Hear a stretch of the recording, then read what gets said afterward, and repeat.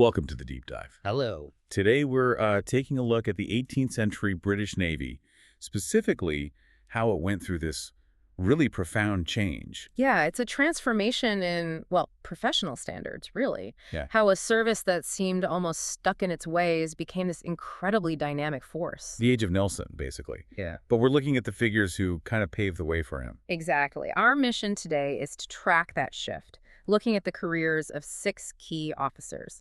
It's a deep dive into character, culture, and how ideas changed warfare. And what's interesting is the American connection here. These are British officers, a service that became foreign to the U.S. But their careers were deeply tangled up in the conflicts leading to American independence. It's not some distant European story. Right, so let's unpack that a bit. The older generation, we're looking at Hawke, Rodney, Howe, Jervis. They were active right through those long wars, starting way back in 1739. The conflicts that, well, eventually set the stage for the Revolution. But then you have the younger guys, Saumarez and Pellew. And their first taste of real combat, often quite brutal combat, was actually against the American cause. Pellew, for example. He's known for being incredibly daring, almost flamboyant sometimes. That's him. His active service really kicked off commanding a small ship, the Carleton, on Lake Champlain. That was 1776. Right in the middle of the early Revolutionary War fighting. And it didn't stop there. The next year, 1777, he was part of the naval group caught up in Burgoyne's surrender at Saratoga. Wow. So he witnessed a major British defeat firsthand, very early on. Absolutely. And then there's Saumarez. Different theater, same conflict. Where was he? 1776, he was serving on the Bristol during that really bloody attack on Fort Moultrie down South Carolina. Ah, the one sometimes called the Naval Bunker Hill. That's the one. The sources mention the sheer resistance from, fairly untrained defenders in basic entrenchments. It was a harsh lesson for a young officer. Over 100 casualties on the Bristol alone. It's quite something that these future pillars of the Royal Navy got their start in battles against, well, the fight for American independence. It is, and it underscores the global nature of these conflicts. But zooming out, the main point the sources stress is how the Navy transformed itself. It wasn't really about new ships or bigger guns, was it? No, that's the fascinating part. The ships and guns stayed fundamentally the same through much of this period. The real change, the revolution, was in ideas, in the intellectual processes, the approach to warfare. Recovering military principles that had somehow been lost or ignored. Exactly. It was about mindset, discipline, audacity, turning the fleet from, frankly, sometimes incompetent, into a truly effective fighting force. So the material we're drawing on groups, these officers, to help us understand this, you got the catalysts for change first. Right, Hawke and Rodney. They're presented as the types of change, the ones who grabbed onto these emerging ideas and forced the service forward. Professional growth embodied. And then the others, Howe, Jervis, Saumarez, and Pellew, they represent something else. They're framed more as the pillars, the ones who solidified these changes.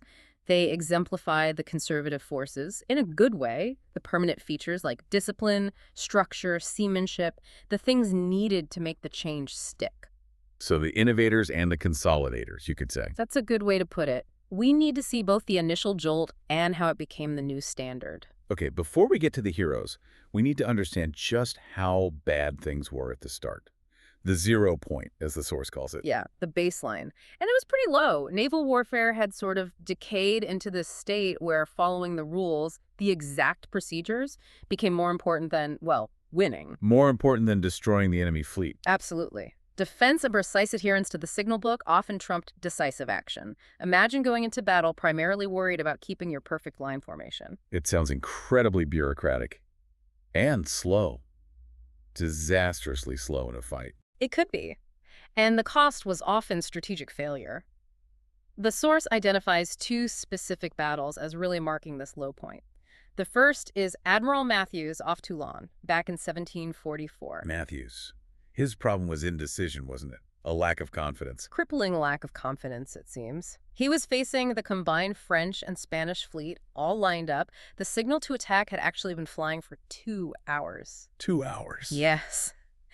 But Matthews just couldn't seem to commit. He actually had to turn to one of his captains, Captain Cornwall, and basically ask him to lead the charge. If you'll bear down, I'll be your second.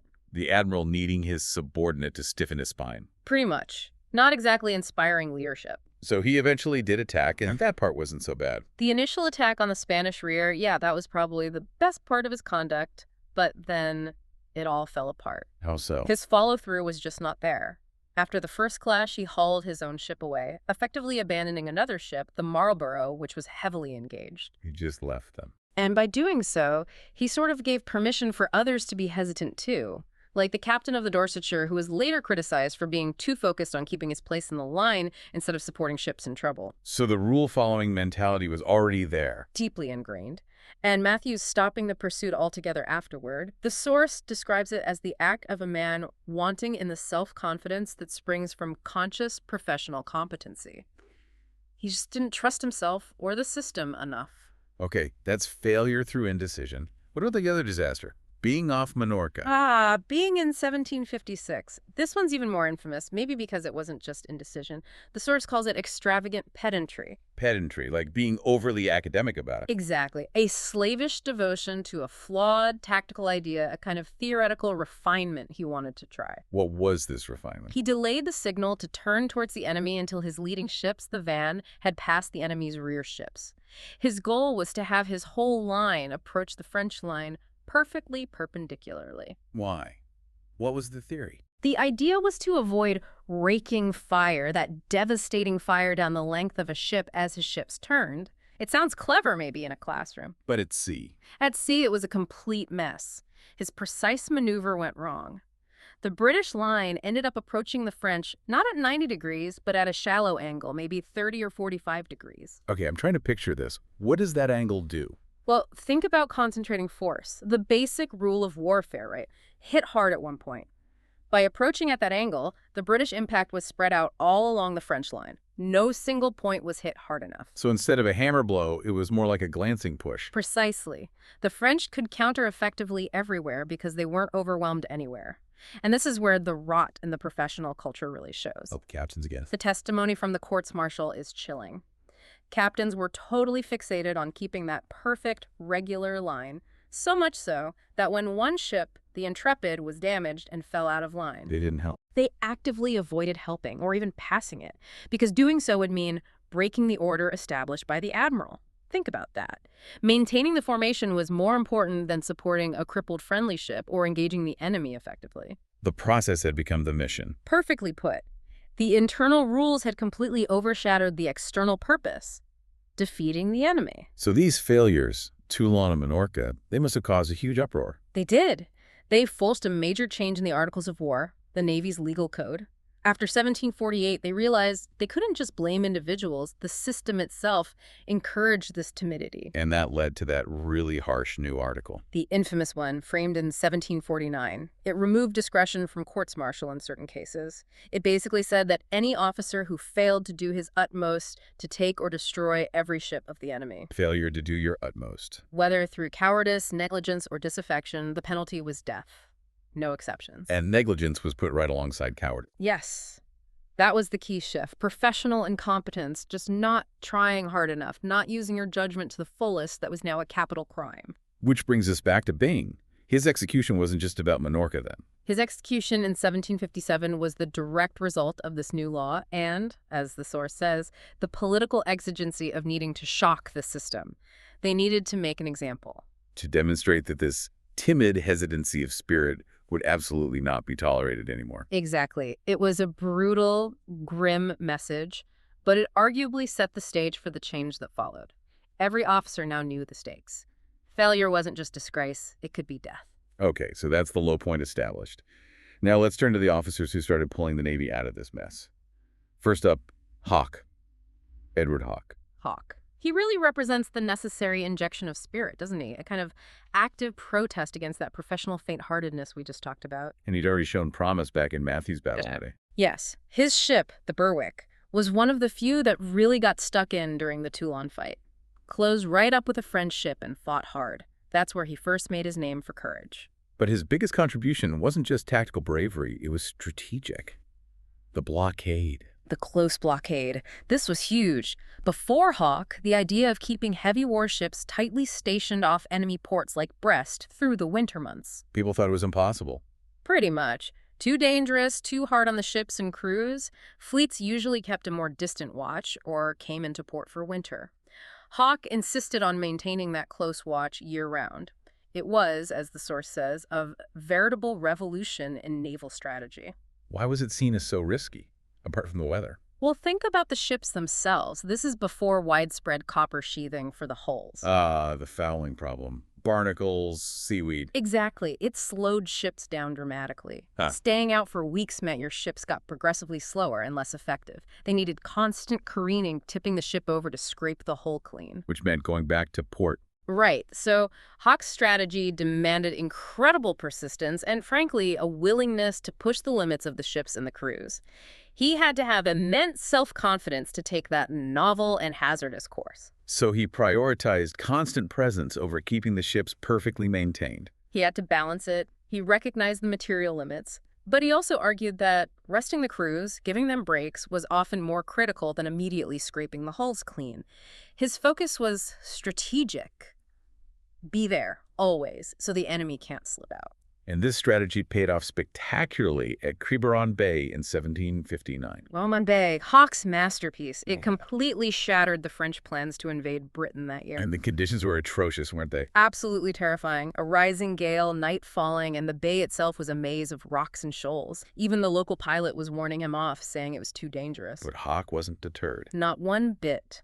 His reported response to the pilot is legendary. Something like, "You've done your duty in warning me. Now lay us alongside the French commander-in-chief." Wow. Just pure determination. He led the fleet right into that dangerous bay, in a storm, in the dark. That's not just bravery. That's taking immense responsibility for the potential outcome, for the nation's fate.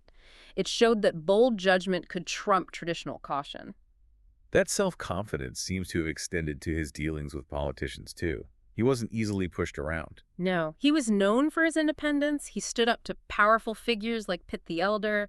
There's a story where he felt his professional honor was slighted, and he actually just left his command temporarily. He just walked off the job. Until the matter was resolved to his satisfaction. It forced a confrontation where he defended his position.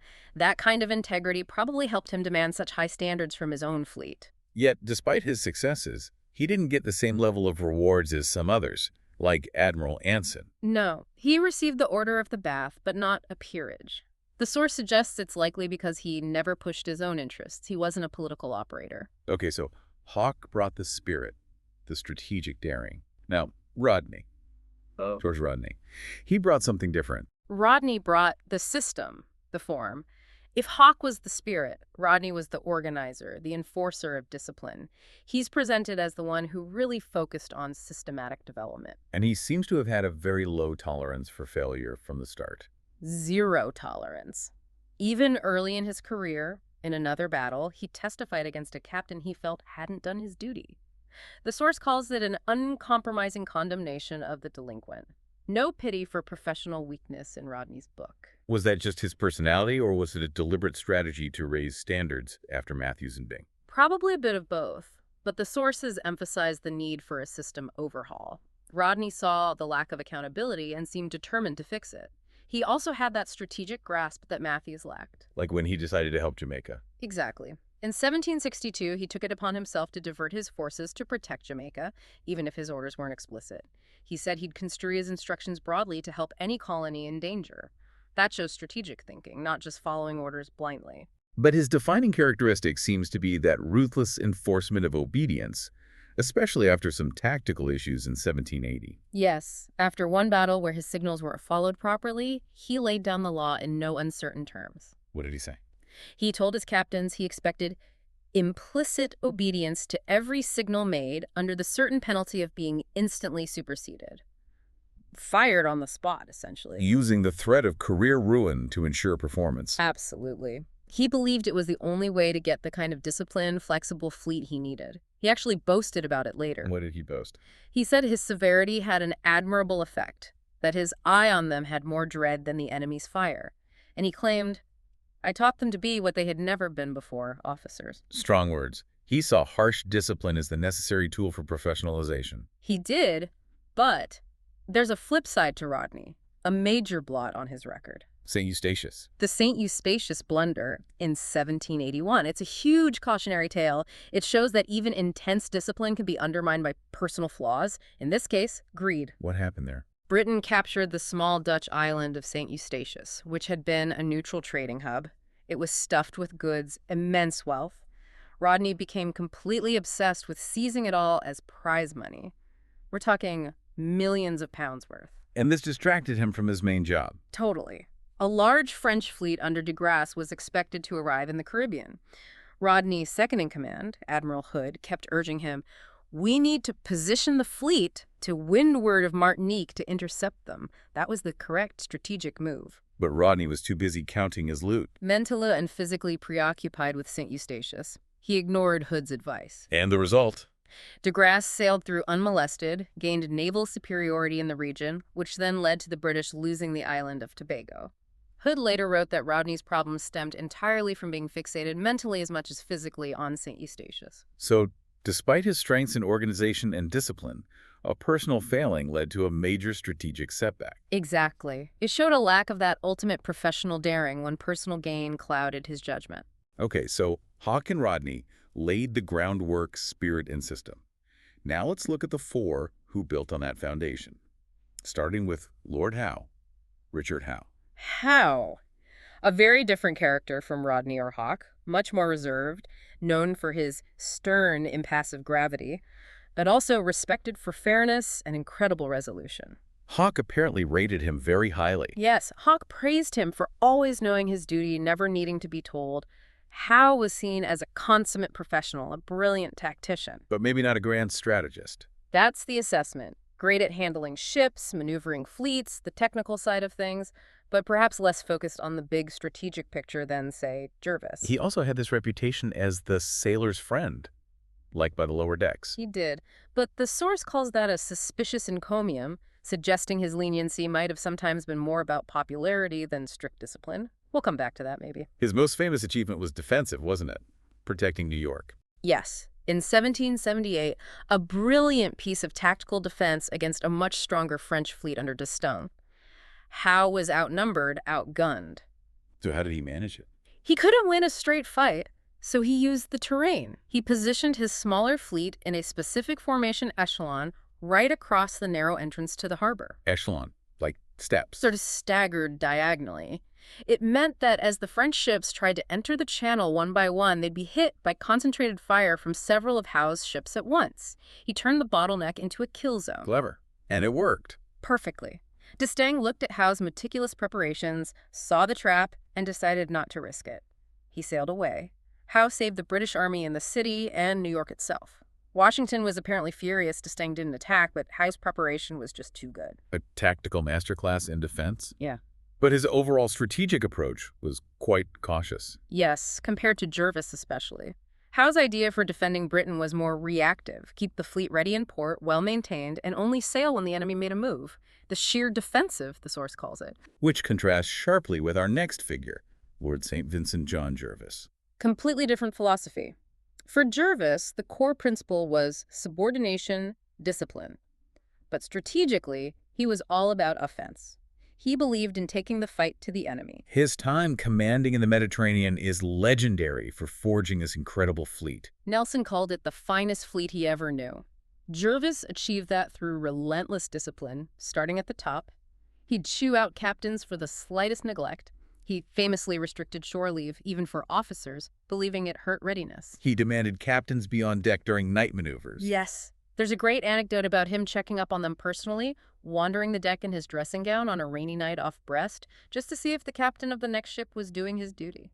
Total accountability. That sounds exhausting, but effective in stamping out the old complacency. But it wasn't just harshness. He balanced it with real care for the men's welfare. Better sanitation, food, looking after the sick, recognizing merit even in lower ranks. He understood you needed both stick and carrot. And strategically, he rejected Howe's defensive posture. Absolutely. He famously said, "Inactivity will make cowards of us all." He argued for constant offensive pressure, the perpetual blockade. He understood the need for victories to maintain national morale, like before the Battle of St. Vincent, Where he was heavily outnumbered. facing 27 Spanish ships with only 15 of his own. But he said, a victory is very necessary to England at this time, and went for it, and won. That uncompromising nature must have been crucial during the naval mutinies in 1797. It was arguably the crucial factor. Those mutinies were spreading, threatening the whole Navy. When mutinous ships joined his fleet, Jervis acted instantly and decisively. How? Isolate them immediately, divide and conquer. Order courts-martial instantly. Make it crystal clear that mutiny would not be tolerated no matter the sailor's past record. No character, however good, shall save a man who is guilty of mutiny, he declared. And he enforced the sentences ruthlessly. Even when an execution was botched, he ordered it carried out again, right away. He knew he had to break the mutiny with absolute firmness or risk losing control completely. It was brutal, but likely saved the situation. So Jervis took Hawke's blockade concept and made it an iron system, the key to strangling revolutionary France. Exactly. He was the great organizer, the architect of the system that Nelson would inherit and use to achieve ultimate victory. Okay, Jervis solidified the system. Now for the next generation who operated within it. James Saumarez, the ship-of-the-line seaman. Saumarez. Described as methodical, very military-minded, his focus wasn't just sailing, it was the application of naval power in battle. He preferred commanding a big ship of the line over a frigate. Even though frigates could capture more prize money. Yes, because the line of battleship was part of the main fleet, the decisive instrument of war. That's where the grand tactics happened, and that's what interested him. He saw some tough action early on, didn't he? Fort Moultrie. Yes, that bloody fight on the Bristol. And later, the Dogger Bank Battle in 1781, another punishing, though inconclusive, fight. He learned his trade in hard schools. And he's ambitious. Got his command quite young. Very quick military sense. He became an acting post captain at just 25. Basically, he swapped places with an officer who was going home sick, seizing the chance for command just before a major fleet action under Admiral Hood. Then he distinguished himself in Rodney's battle in 1782. He seems to have had strong opinions on tactics, even disagreeing with Nelson. After the Battle of the Nile, yes. Saumarez felt Nelson's attack, while brilliant, was a bit chaotic. He apparently suggested they should have all anchored on the same side of the French line to ensure complete destruction. Methodical Saumarez. And Nelson's reaction. Nelson supposedly cut him off, saying, "Thank God there was no order." Nelson thrived on that flexibility. Saumarez, more conservatively, believed it never required 2 English ships to capture 1 French, implying careful positioning could save resources. But Saumarez's real strength was in executing the demanding strategy of the blockade, wasn't it? That's where he really shone, embodying the system's endurance. He commanded the advance squadron right off Brest, the ship's nicknamed Siberia, because the duty was so harsh and relentless. How close were they? Within 10 miles of the enemy coast, for months on end. 15 weeks straight in one case mentioned. In all weather, constant danger. It required incredible seamanship, calmness, discipline. And Jervis trusted him completely. Implicitly. St. Vincent wrote to him, "With you there, I sleep as sound as if I had the key of Brest in my pocket." That's high praise. Saumarez proved that the demanding blockade strategy could be sustained. And he showed resilience, too, after the setback at Algeciras. Yes, a rare failure where he lost a ship, the Hannibal. But his reaction defines the new professional standard. No despair, immediate refit, immediate planning for a counterattack. He signaled the Admiralty straight away. Told them they could depend upon my availing myself of the first chance for a rematch. Days later, he engaged the enemy again and won a significant victory. Bounce-back ability. That was key. Okay, our final pillar, Edward Pellew. Lord Exmouth later, the born frigate captain. Pellew. If Saumarez was methodical, Pellew was all vitality, energy, almost irrepressible spirit. Personally daring to the point of recklessness sometimes. Like standing on his head on a yardarm. Exactly. Yeah. Just showing off during a reception for General Burgoyne or nearly drowning trying to retrieve his hat. He had this boundless energy. But that translated into action. Lake Champlain again. Yes, taking command of the Carleton after his seniors were hit. Always in the thick of it. And his great frigate duel, Helphin versus Cleopatra. That was 1793, the first big frigate victory of the Revolutionary Wars. What's significant is he won it with a largely inexperienced crew, some apparently pressed just the night before. He won through sheer discipline and better gunnery, a straightforward artillery fight. But the story everyone remembers about Pellew is the Detton rescue. Absolutely. 1796, a troop transport ship wrecked in a fierce gale right off Plymouth. Hundreds aboard, total chaos. And Pellew just took charge. He was ashore, saw the disaster unfolding, and went out to the wreck. How? He was hauled aboard through the storm surf by a rope. Once aboard, he restored order, directed the rescue efforts, and saved nearly everyone, over 600 lives. He apparently prized that more than any battle honor. Incredible personal heroism. It shows that initiative, that judgment, was now valued alongside discipline. Definitely. And while he was a natural frigate captain, he also developed strategic sense. St. Vincent praised his handling of a squadron during operations near Quiberon as masterly. The daring was eventually tempered with organizational skill. And his career culminated in a significant act against the Barbary pirates. The bombardment of Algiers in 1816. As commander-in-chief in the Mediterranean, he led the fleet that forced the Dey of Algiers to abolish Christian slavery and release thousands of captives. A moral victory as well as a military one. Yes, fulfilling something Nelson had wished for years earlier.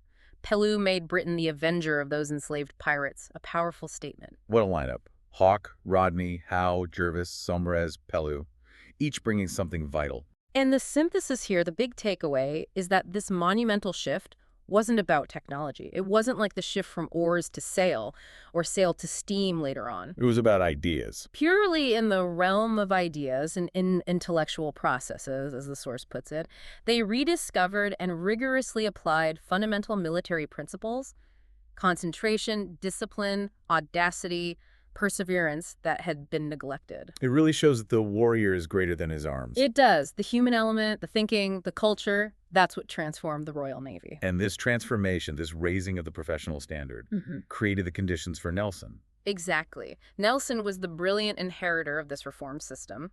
The source uses a lovely metaphor.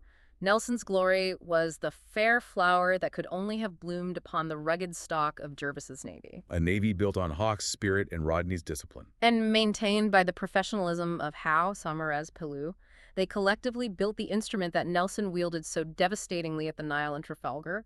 Which brings us to our final provocative thought for you, the listener. We've touched on the different styles Howe, the sailor's friend, known for his leniency, which perhaps contributed to the atmosphere where mutiny could take hold. And then Jervis, whose absolute uncompromising severity crushed those same mutinies and forged an incredibly disciplined fleet. So the question is, when you're building a high-performing, high-stakes organization, like a military service, but maybe it applies elsewhere too, what's the better long-term safeguard against disaster? Is it the leader who is liked, the sailor's friend, or the unyielding disciplinarian? It's that classic tension, isn't it? Culture versus control, empathy versus standards. The experience of the 18th century Navy seems to suggest that while Howe's approach might have been more comfortable day to day, Jervis's iron fist might have been what ultimately saved the service in crisis. Something to think about. definitely. Thank you for joining us on this deep dive.